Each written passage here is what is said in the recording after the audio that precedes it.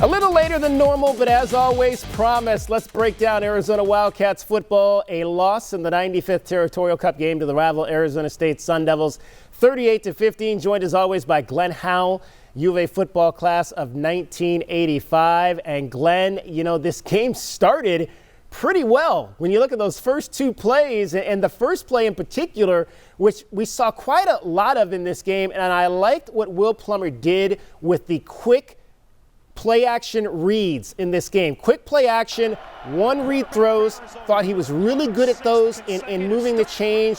But the thing that I need to see Will improve at is when he's got to make progressions. And we continue to see him not identify receivers in the middle of the field. Same, that first series, missed a chance to hit Alex Lyons here in the middle of the field. Missed this dump down pass here to Drake Anderson. He's got to be better at progressing. That's, to me, the number one thing I need to see him work on this offseason if he's going to have any chance of continuing to be the guy come 2022.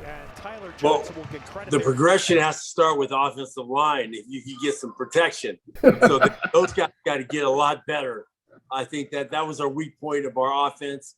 And I think that, you know, we got to be able to get better on our technique and understand. And then guys got to compete for positions. Nobody has a position on that offensive line, I think. I see that they have to compete for it. Now, it starts with the tackles, Glenn. It starts with Peyton Fears on the right side and Jordan Morgan on the left side. You got to bring in some guys. You know, they talk about the transfer portal and you know, identifying players to come in. I think they really need to focus offensive line, getting in some more veteran offensive linemen, because the guys behind them are all young. You know, JT Hand got some playing time this year, and some of those other guys in there as well, but they're all young. You need to maybe bring in some veteran guys to compete, because to me, that's where it starts. And when you talk about technique on the offensive line, first and foremost, you got to block at the point of attack. And that's what, to me, Arizona State did so well in that game, man. They dominated the point of attack and were just rolling off 8-9 yard rushing attempts every time they handed the ball to Chip Traynham or Rashad White. We need that, and to go along with that, we need a big back. We need that big style back. I mean, I like Michael Wiley and I like Drake Anderson maybe as those offset guys that you can throw the ball to and give some carries to, but you need that guy that you can potentially give the ball to 20 to 25 times a game moving forward. Well, Dave, it seems like you want to be shopping at Nordstrom's, because we're looking for some guys that we got to get some of those guys in. Transfer portal will be good for our offensive linemen. Trying to get that back is tough to get because everybody's looking for that back. And we have to be able to get better at point of attack. I totally agree with you, because we are not doing very well at the point of attack, and that's why we're not getting those yards that we should be getting at the run game. Well, and as you get better offensively, hopefully we'll see less gadget plays from Jed Fish in his play calling. I mean, a reverse on 4th and 2 kind of boggled my mind. You know, 3rd and 5 in the red zone, and we're running a little bit of a gadget play there as well. I mean, I want to see less of that in 2022. I want to see more football. Let's win with football plays moving forward versus gadget plays moving sideways. Well, Dave, that tells me a couple things. You don't have the confidence of our players to execute a play, and you're trying to, you know, trick the team, your opponent, but you're really not. So you really got to be able to have those plays scripted out, understand the down and distance, and have those plays that be able to execute. And Glenn, I think the other thing in terms of, look, this was a rookie head coach. A lot of these guys that were here I mean, obviously they've coached at other places in the NFL, but they were all first-time coaches here for the most part. I mean, obviously Chuck had some experience with coaching here at the University of Arizona, but they've got to do a better job next year of coordination of personnel from both offensively and defensively, whether that's getting plays in on time or getting the number of people on the field that need to be on the field. How do you have 10 men on the field and then you take a timeout and then you still have 10 men on the field. Stuff like that can't happen in 2022. That's management, Dave. That's management. That's understanding the whole picture. They have to go over what is the average time that the play gets in. That's what I want to see. Average time, bring that time down and get them, because when you have an inexperienced quarterback and you're getting to play late, that's chaos. So we have to be able to get better there. All right, Glenn, we had some of the rivalry shenanigans at that game on Saturday. Before the game, apparently there was an incident with some of the guys on the defense and a groundskeeper for the Arizona State. I don't know that we'll ever know really what exactly took place there. I wasn't there to see it firsthand. I just saw pictures and that kind of thing and read other people's accounts. But just my thought on that is this. Why are we tearing up the field? I mean, to me, that's just stupid. That's just dumb stuff to be doing, trying to, tear up the field and tear up the logo. I mean, if you want to jump on the logo at the center of the field, fine. Win the game. Exactly. And if a guy, if someone out of uniform wants to charge you and talk smack to you, let him. Fine. You just keep your hand. Putting your hands on someone that's not wearing a uniform, that's just something. If I'm Jed Fish, I may not kick you off the team, but there's going to be serious consequences. You're going to be running Arizona Stadium until you pass out or throw up for putting your hands on somebody that wasn't wearing a uniform. I don't care what they said to you. Yeah, Dave, that was unnecessary, totally unnecessary. I think that it's just a little bit out of control. And then, that's the thing. You have to be under control. I said that before this game, is that you have to be under control in this game. It's an emotional game, but you have to be under control in the Territorial Cup. All right, Glenn, let's get into our MVPs for the season. We'll start on offense. I think this is probably going to be a pretty easy decision.